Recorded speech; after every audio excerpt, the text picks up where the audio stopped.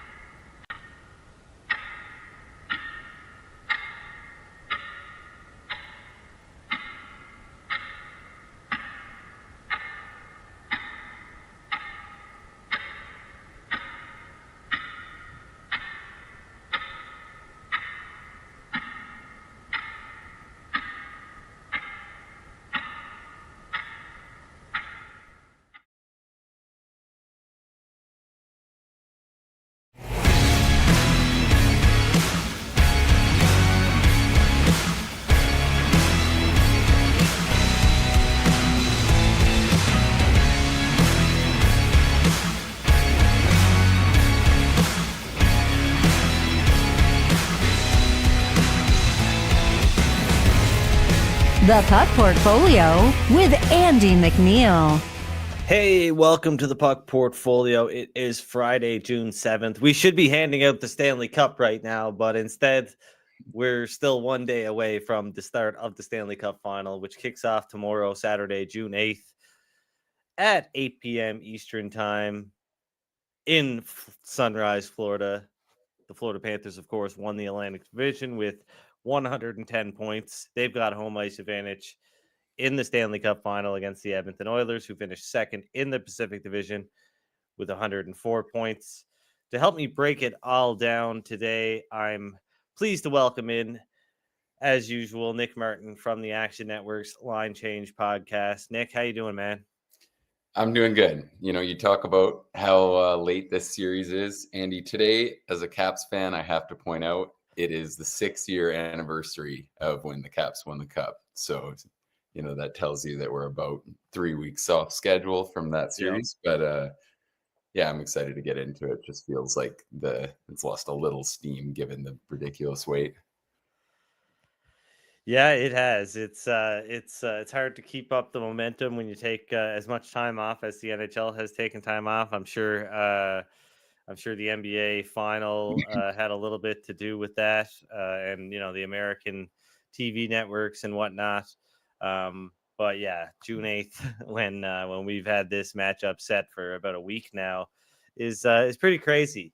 But it's going to be a great matchup, and I don't think any more anticipation can possibly build for this one. It's the Edmonton Oilers and the Florida Panthers. Of course, the Oilers, they had to come back from the dead. They were tied for last place back in November, but we'd always thought they'd be here. They were a Stanley Cup pick at the start of the season, probably the most popular Stanley Cup pick heading into this season, and they made it here, which is it's just not quite the way that we all thought it would work out. And the Florida Panthers, they become just the second team in the past 40 years to reach the Stanley Cup final after losing it the year before. So the Panthers, they've definitely got the edge here in experience. About a handful of the Oilers players have been to this point in the playoffs before. Only Corey Perry has a Stanley Cup ring on the Edmonton Oilers. Just start with that, Nick. Do you think playoff experience is going to play a big role in this series and the outcome of this series, as Florida is pretty battle tested? Obviously, they went through all this last year, and they know, I guess, what they need, what they didn't have last year in the final versus Vegas.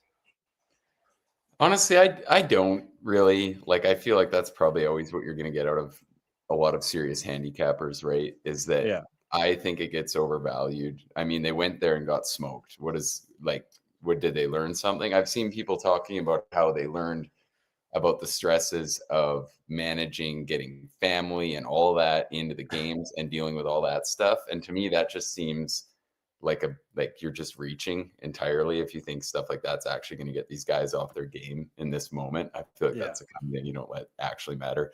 So I think it gets a little overvalued. I think the Panthers are probably correctly priced, given that they have some edges. I think they got a solid advantage on the third line. I think that their second pairing is a lot more convincing. So, I mean, I can see the number, but I don't think experience is a huge argument why. I'm not worried that these Oilers big dogs are going to get in there and choke this thing away because of the moment being too big for them, right? I think that's probably not something that I would be counting on. And I mean, this is an unreal final. We haven't seen that many true best on best. This is by so many arguments like true best on best. I think if you look at it, Florida had the league leading goal differential. Edmonton had the Western leading goal differential. If you like analytics, these teams finished 1 and 2 in terms of expected goals. So I mean, this is expected goal differential, I should say. So this is pretty much, and I mean, they were both priced among the Cup favorites. I know the Panthers were as long as 20-1 entering the season, which seems kind of crazy now, considering they kind of had, a summer that made them look better. But I mean, all in all, should be a pretty unreal series. I don't think you can dispute. I feel like people are kind of hating on the Oil a little bit, especially in Canada, right? Everyone where I'm from is just trying to knock them. I really don't think they have gotten favorable reffing. I don't really think they've gotten just lucky to be here. I think they've been pretty deserving winners of all 3 series. So yeah, I don't know where you're at, but I think in terms of prices on sides in the series, I don't really have much. I think they're pretty accurate, and I wasn't really feeling like I wanted to dabble and just try to put a guess in on who's going to come out on top. Yeah, no, I mean, I don't think experience is a big factor here either. I think more so you got to look at the Panthers last year and just look at how no, I wouldn't say they were decimated by injuries, but they did have some pretty important injuries. Matthew Tkachuk was not at 100% by the time they reached the Stanley Cup final. So that definitely played a big role in last season's outcome. But by and large, they're just a better team all around than they were last year. They really rode Sergei Bobrovsky last year as the 8th seed all the way to the final. This year, they were the top dog for most of the regular season. I think if you had asked me back in February who the best team was, I would have said Florida, and I probably would have said Edmonton was the second best team. So, like you said, we're definitely looking at best on best more so than we are usually in the Stanley Cup final. It rarely is best on best, and I think one way that's shown up is that the favorite has won 14 out of the last 18 Stanley Cup finals. That's going back all the way to 2006, since the NHL lockout. Coincidentally, that was the last time that Edmonton made it to the Stanley Cup final. And the other thing is that, excuse me, I do think the Oilers have a little bit of value here. Not so much in the game by game on a game by game basis, although it is Edmonton or nothing for me. There has been some movement in the series price. So NorthStar originally had Edmonton listed as a plus 112 underdog in the series. The Panthers were minus 134. They've moved up to minus 150. Edmonton's up at plus 128. And as far as I can tell, that's pretty much the best series price that I've seen out there at this point. So I actually think it's the Oilers are a good bet to win this series. I think the Florida Panthers deserve to be a favorite, but a very small one at that. I really think that, you look at the tail of the tape and every kind of positive that you list for one team, you can kind of balance it out by listing something, positive about the other team in a different aspect of their game, right? So the Panthers, you look at them, they've held opponents to 2 or fewer goals in a lot of games. That's going to be tough to do against Edmonton. They routinely score 3 goals, and so that's going to be a different challenge for Florida. At the same time, you look at Edmonton; they've done a really good job suppressing shots and chances in the postseason. They've held opponents to 25 or fewer shots in, I believe, 12 of their 18 games. The Panthers have registered at least 25 shots in all 17 games. So it's going to be a much different look for both teams.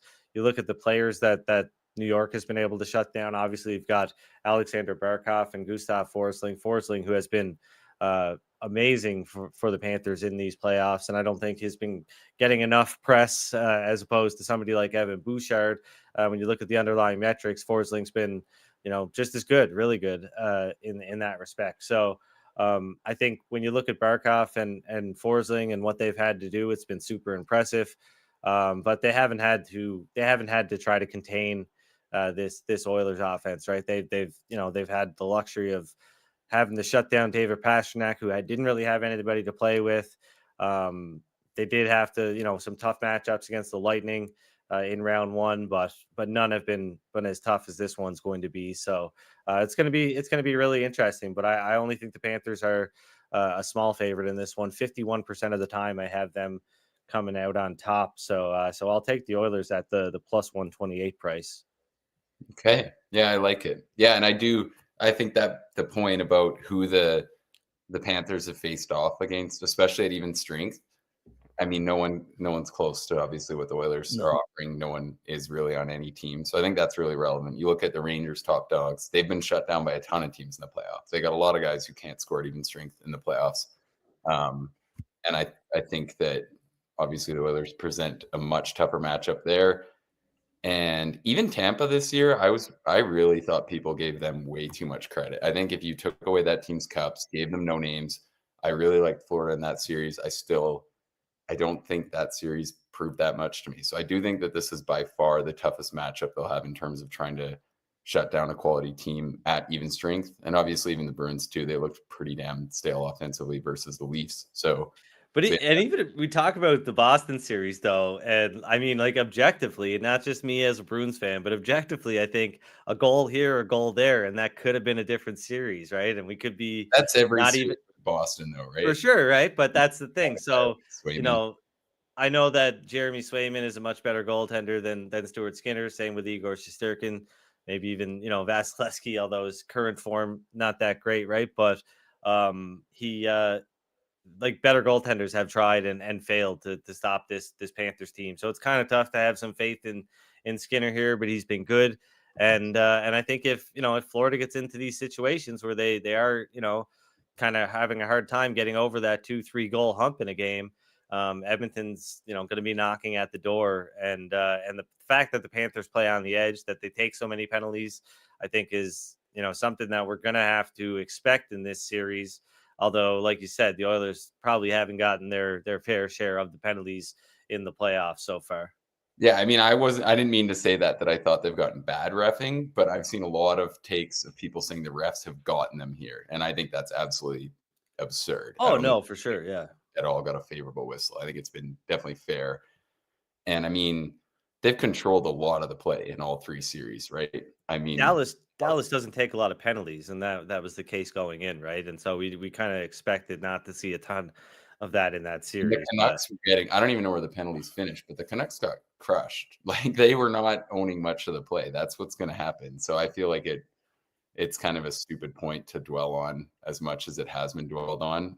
I do think the way the series is wrapped is going to be important, obviously, because if you're the Oilers, and I'll kind of swoop to what I think. I think the over in game one has value.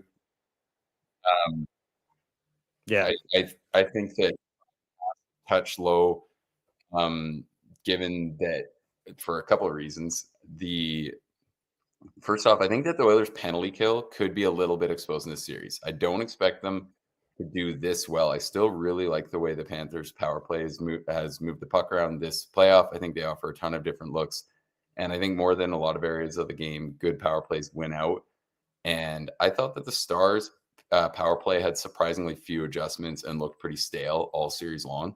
So I'm not expecting the Oilers to come out of this with like whatever they're at right now, 93%. I think we could see the Panthers power play do some damage. I wouldn't be surprised to see that. Game ones of the Cup final have averaged 7 goals over the last 7 years. And I'm not a big trend better, but I do think there's a little bit to teams kind of getting into it. Lesser puck management. There's a ton of energy out there. And I think that'll apply in particular to this series when we talk about the Oilers decor trying to figure out how to manage the Panthers' heavy forecheck right out of the gates. And the other thing is Bob's been really sharp, but he hasn't been incredible. It hasn't been like last series at all. And I think the Oilers can do a much tougher job of just getting pure quality on the net than anything that he's seen so far. Yeah. And then Skinner's been up and down, right? I think I think he can obviously do enough to help them win this series. I'm not really trying to passionately argue that he's going to be good or bad. I think that we've kind of seen, you probably don't want to overrate a small sample one way or another from him all playoffs long. But I do just think that 5.5 looks a touch low for game one. So I think that's a fun bet to target on the opener. Yeah, I agree with you there. And I think, talking about Bob, I mean, look at the limited chances that New York had in their series, and they were able to get to him. They were able to, beat him kind of consistently when they got the looks that they needed to get. I think Edmonton's going to get a lot more of those looks. Obviously, they've got guys that can put the puck in the desirable spots. So it'll be interesting. I don't think. I mean, like I said, Bobrovsky, he has held opponents to, what is it? I did have it here. Yeah, he's held opponents to, I believe. Oh yeah, 2 or fewer goals in 13 out of 17 games, and that's like, I mean, I wouldn't be surprised if that didn't happen at all in this series. But then again, the Panthers pretty good on defense.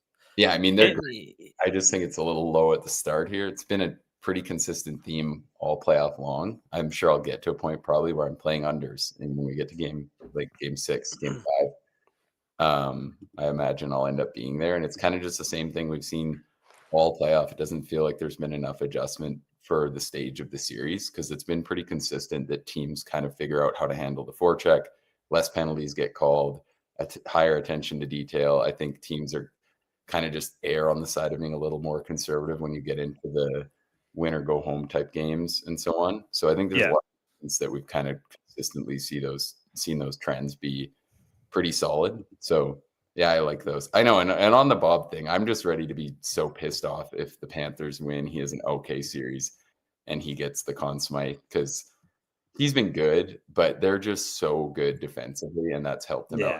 And they haven't asked him to do anything outrageous at all. I honestly think if you had played Anthony Stolarz all playoffs, I wouldn't be shocked if they were in this position. I think it'd be outside of the realm. The disrespect. Well, look at Stolar's number, and I know. He was just as good as Bob. That's just working to my point that I think a huge part of Bob's, and I mean, his numbers aren't even that good. They're quite good, but I think there is something to be said about, getting the crucial save when you need it, though, right? And Bob has done that in the playoffs, and there's not to say that he hasn't been a bit lucky as well, but I think the sample size overall throughout his career has shown that he is a pretty solid playoff performer, whereas the book is still out on Stolarz as far as how he. But I just mean like a 908 on that Panthers team shouldn't be like putting you. No, for sure. So let's pose the question to Timmy as we bring him in. Even if the Oilers lose, Timmy, will Connor McDavid still be named the Conn Smythe Trophy winner? I mean, I tend to think so. We had a good discussion about it over on Line Change, and we were saying that we feel like it's probably a 10% chance that he could still win it if the Oilers lose. And look, the points obviously speak for themselves, but also just, McDavid, they call him McJesus for a reason, right? He's been the second, hockey messiah post Crosby, post Wayne Gretzky, and, on top of that too, Nick, I just was I was over in the waiting room here listening to you talk about that game 1 total. It's the Oilers are 7-2 over this playoffs to the over in games 1 through 3, and then you talked about early overs, late unders. Last 3 years, games 1 through 4, over has gone 57% when it's 5.5 or 6. So you look at just kind of how this thing goes. It's easy because when you look at that stat, it also fits the narrative that we see with our eyes in terms of, it really tightens up as we get later in the series. So I'm with you there on that over in this game. And, it could be 2. We could have a scoreless first and still hit this over, because I think once we get 1, this thing's breaking open a little bit. Yeah. So, I mean, I'm in agreement with you guys. I think this one is going to be a wide open. I think we're going to see a bit of pond hockey in this series, like we saw against the Dallas Stars. I mean, Dallas was using that beer league flip a whole lot in that series to move the puck up the ice, and created a lot of trouble for the Oilers with that. But Edmonton did figure it out as the series went on. I guess let's switch over from total goals though to total games, because I think a lot of people look at this one best on best and they're thinking, 6-7 games. 6 games, probably a good guess, but there hasn't been a 7-game series, or there's only been one 7-game series in the last 12 Stanley Cup Finals. And there hasn't been a sweep either, but most of these go 5 or 6 games. Where do you guys see this one ending up? Yeah, I kind of think 6 would be I think that's probably the odds on favorite, I'm guessing, right? Without looking at it. I wouldn't be shocked to see, I wouldn't be stunned if Florida found a way to win it short. I could see that, I think. And I do know that conference finals, and obviously this trend went out the window, but I think conference finals and finals do actually tend to go lower on average, right? Yeah, there's been more sweeps in the later rounds, but that hasn't been the case in like the last in the recent years. But yeah, I don't really have a firm take on it. I think 6 is my bet. I could see the Oilers, or I could see the Panthers kind of grinding it out in 5 maybe, but overall, hopefully it lives up to the hype. Should be 6 or 7.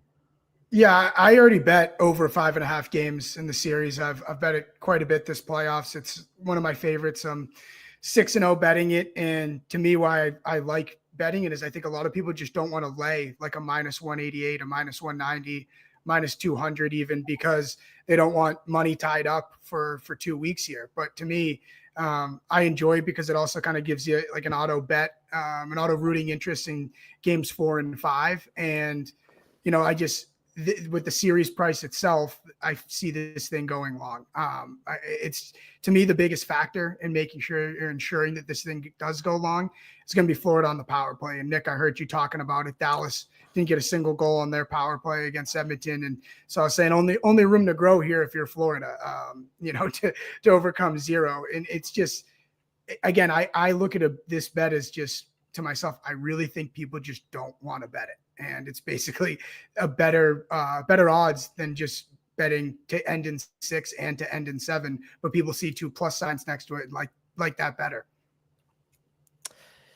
Yeah, of course. The St. Louis Blues and the Boston Bruins, last Stanley Cup final to go 7 games.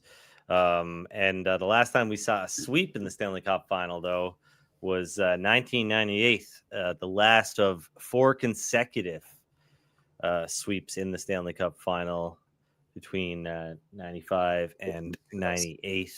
Different times. Andy, like seriously, such different times. When I look at data or trends, I seriously look at like last 3 years, because I think that it changes. The game has changed that drastically. It gets faster every year. Like it's, I think so much of this, you go throw on. Someone was showing highlights the other day of that Calgary Tampa Bay Stanley Cup final, and it's legitimately a different sport. And I'm just like, how could you draw any sort of correlation from then and apply it to now? Like I think it's just so different. For sure. Yeah, I do think there is something to be said about the accuracy of the betting market, though, at this time of year, just on a macro level.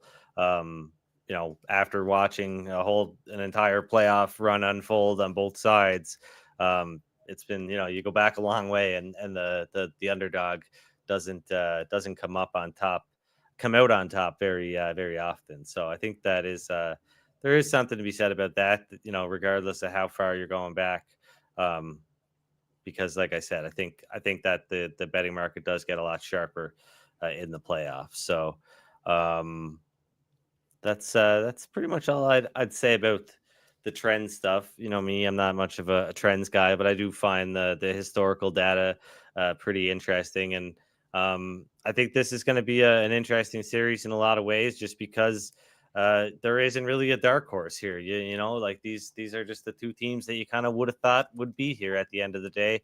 Whereas in past seasons, you look, the Florida Panthers, they were Cinderella team last year, right? And before that we had the Colorados and the Tampa Bays, but there always seems to be one team that makes it in that nobody thought was going to be there, and that's not the case this year. So I think it's a pretty unique final in that respect. But outside of the Conn Smythe Trophy betting, have you guys kind of dabbled in any player prop kind of stuff? I did consider taking a long shot on a guy like RNH to finish with the most points in the series at 50-1 or something like that, but ultimately decided to to pass on those.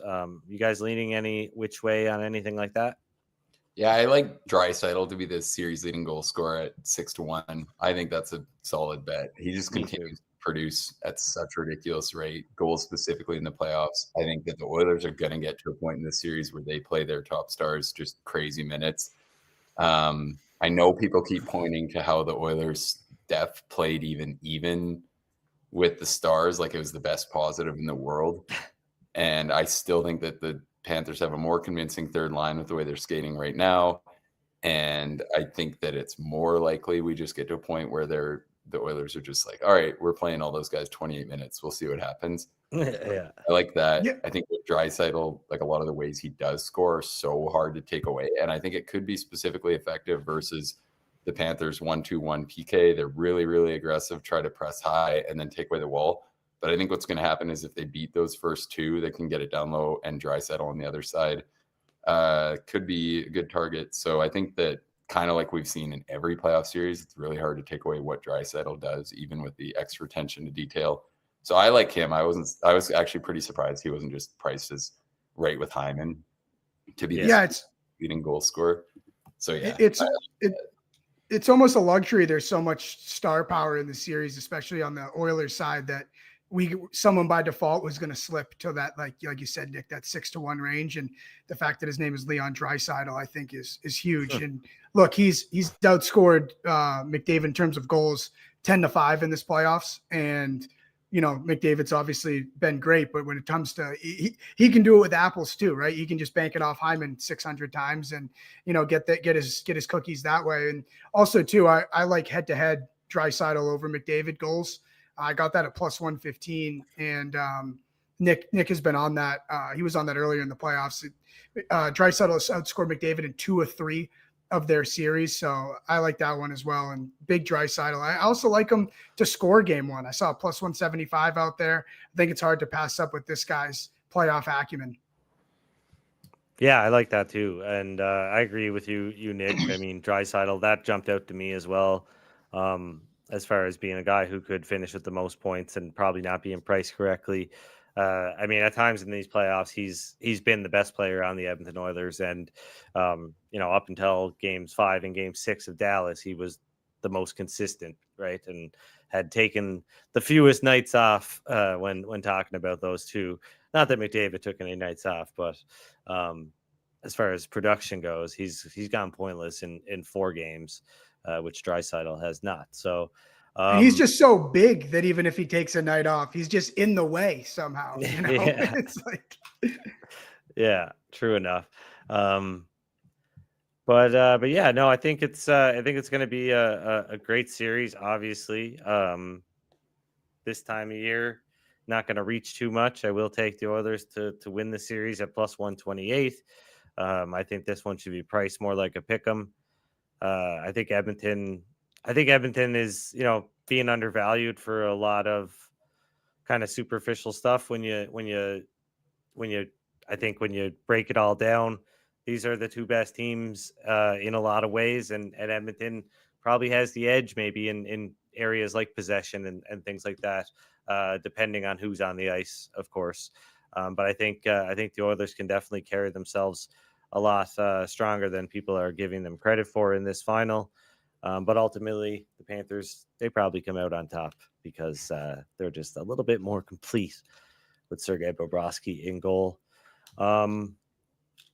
That's pretty much all I've got on this final at this point. I shared a lot of my thoughts on the earlier Stanley Cup final preview that we put out a couple of days ago. You guys got anything else that you want to give out on the show before we wrap it up? I think that's it. I had Erod 2 shots and the numbers kind of drifted. So I think that's kind of the only. Oh, and I like Forsling's +750 to score in game 1. I think that's actually a solid shot. Love that. Yeah, I'll give you another long shot. Sam Bennett to lead the series in goals, 30-1. He was the leading goal scorer in the series with the Rangers.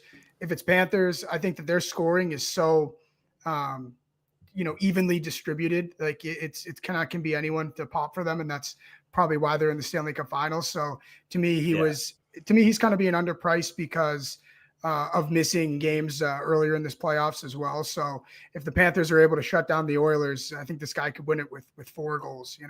If there's definitely an avenue for that. So to me, I like fun like that, little sprinkles.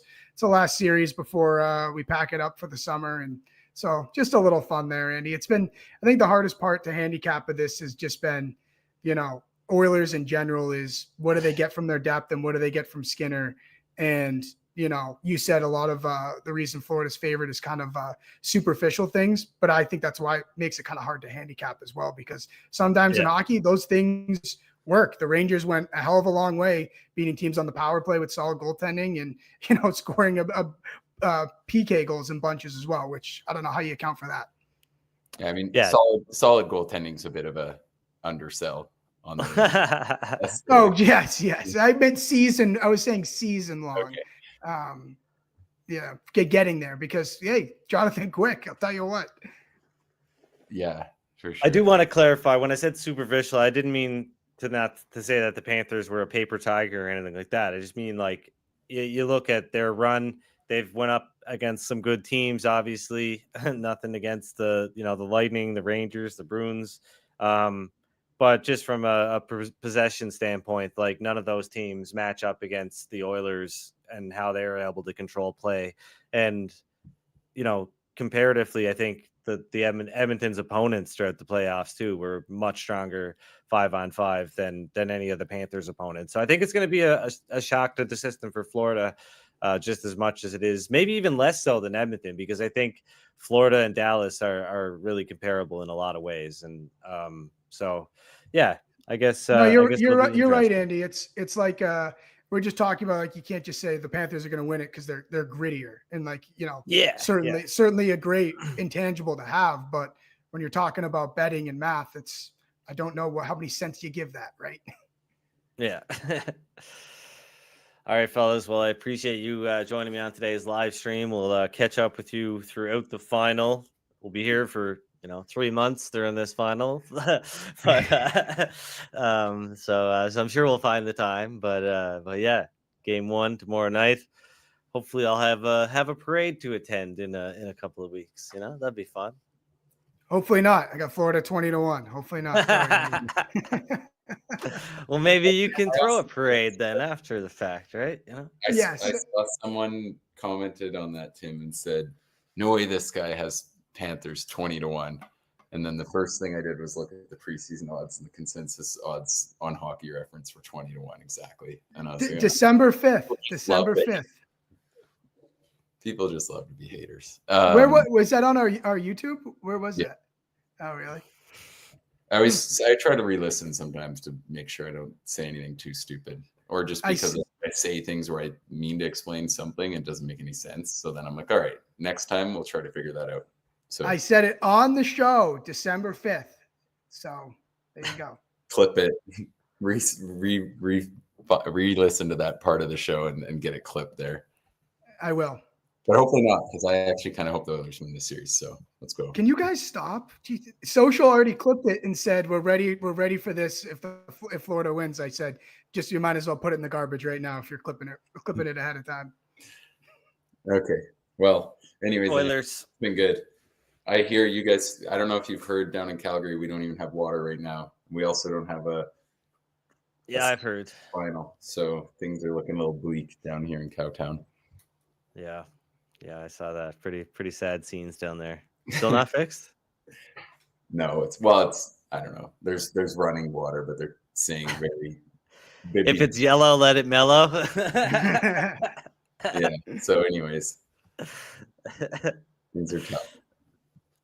Oh well, you guys will make it. I have faith. Just go to the mountains for a few days. Yeah, I know.